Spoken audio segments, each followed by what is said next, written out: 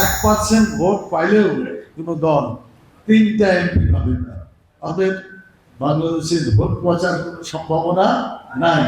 Pair পদ্ধতি পেলে এই লাভটা হবে। আরেকটা লাভ হবে, এই যে যারা নমিনেশন বাণিজ্য করে, মানে নমিনেশন কিনি 1 কোটি 2 কোটি 5 কোটি 10 কোটি প্রতিযোগিতা করে তারা টাকাটি নমিনেশন কিনে, এই লোকেরা পাস করার জন্য আরো 5-10 কোটি টাকা খরচ করে, টোটাল 20 কোটি টাকা খরচ করে যখন পাস করে, এমপি হওয়ার পরে 40 কোটি টাকা কামানোর চিন্তা করে।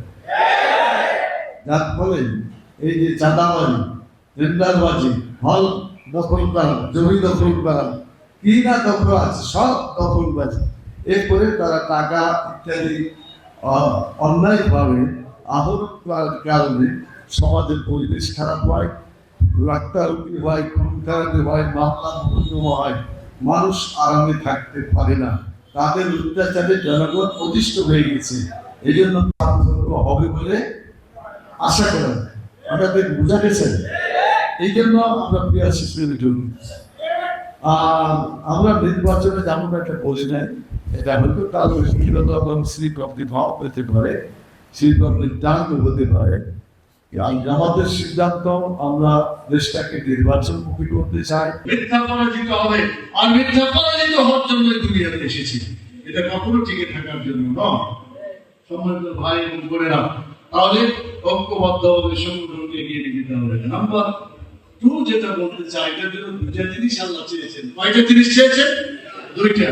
একটা হলো জাহিদু ফি সাবিলিল্লাহ বিআমওয়ালিকুম ওয়া আনফুসিকুম, তোমরা সংগ্রাম করো, জিহাদ করো, আন্দোলন করো, কি দিয়ে? আবার বলেন। 2 রকম জবাব আসছে, একটা হলো জান আর মাল দিয়ে, আর কিছু লোক বলছেন মাল এবং জান দিয়ে। আপনারাই বলেন, আগে কি জান হবে না আগে মাল হবে?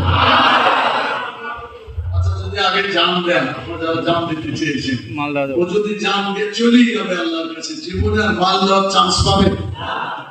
আল্লাহ তাআলা বলছেন আগে মাল দিস না, টাকা দিয়ে আল্লাহর দ্বীনকে কায়েম করার জন্য তৈরি থাকতে হবে।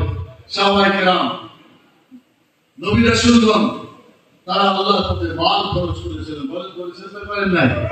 রাসূল সাল্লাল্লাহু আলাইহি ওয়াসাল্লাম এমনি অর্থনৈতিক এই অবস্থা ভালো ছিল না, কিন্তু যখন বিয়ে করলেন হযরত খাদিজা রাদিয়াল্লাহু তাআলা আনহা মক্কার শ্রেষ্ঠ ধনীকে বিয়ে করেছিলেন, কথা ঠিক কি না?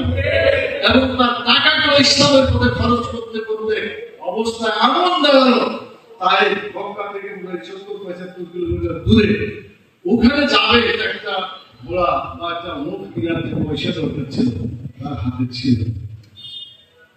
শেষ পর্যন্ত হেঁটে তিনি দাওয়াতি কাজ করার জন্য চলে গেছিলেন সেখানে।